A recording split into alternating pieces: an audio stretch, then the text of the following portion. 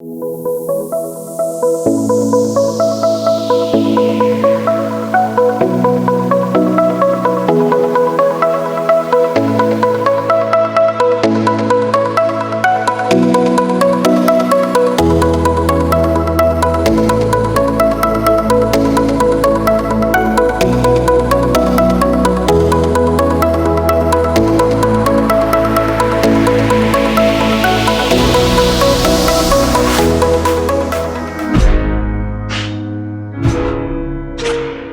right, you guys, it is another hair day. I have not done one of these in a long time, but I wanted to do another do hair with me in the salon vlog. So we've got Stu and I here. We're tag teaming today, so it's gonna be a great day. And then we've got Pipes. Hey. She's gonna be assisting. And we have 1, 2, 3, 4, 5 clients today. And we are about to do the first one, so we are all set up and we're gonna get started.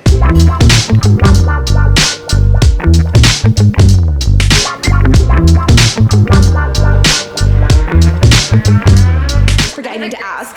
You're like, yes, I'm camera ready. It's okay. The worse the before, the better the after, Exactly. right? Exactly.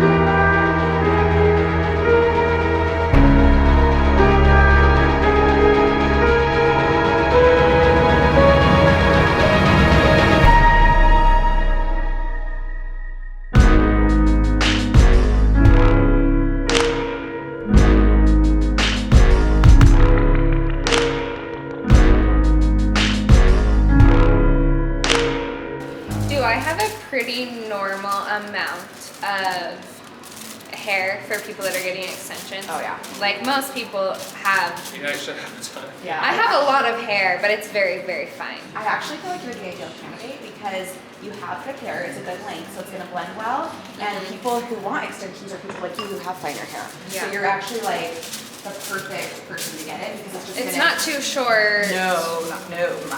My hair is this short and I get long ones. Mostly the front of my hair is the problem. Yeah, Like, usually everyone's is because we touch it more and it's just more fragile by nature. Yeah. And so when you get a few extensions in there just to fill it in, it makes a world of difference. yeah.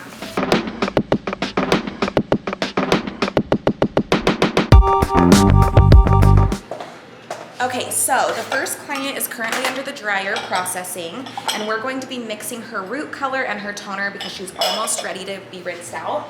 So we are going to be doing a combination of things today. I want to match her natural level because she likes being a brunette with depth, and she actually has a really good natural level to work with.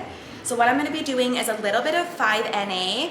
Her natural is about a level 5, and she is probably going to lift a teeny bit warm because of that. So the 5NA is just going to help cancel out any warm tones that we have while lifting.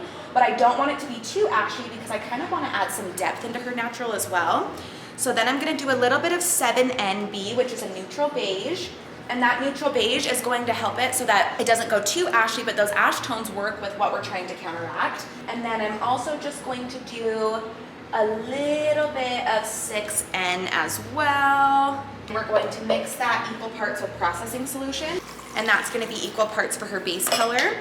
And then I have a feeling she's going to lift pretty evenly because she doesn't really have a ton of color on her hair. It's been 2 years since she's had it done, and that's like the ideal client to work with. And then we're going to mix something a little bit different for her ends.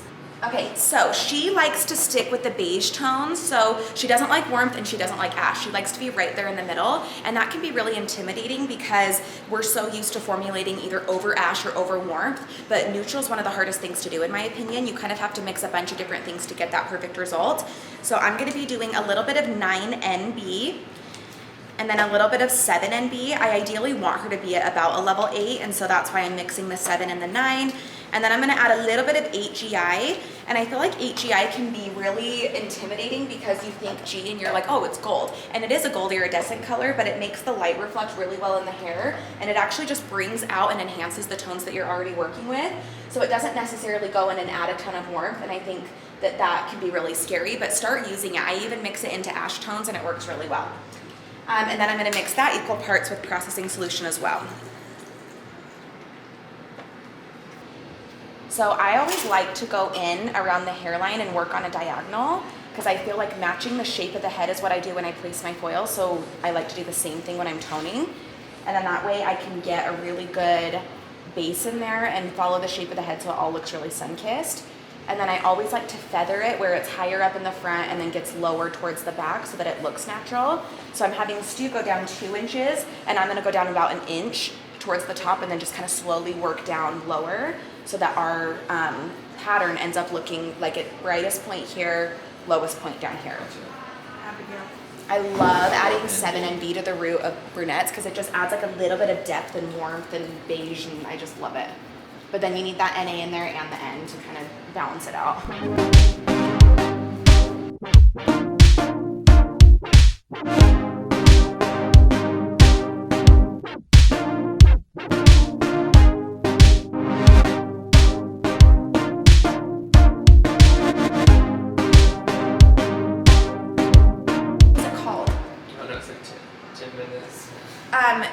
Piper, Google Schwarzkopf gray coverage 10-minute color.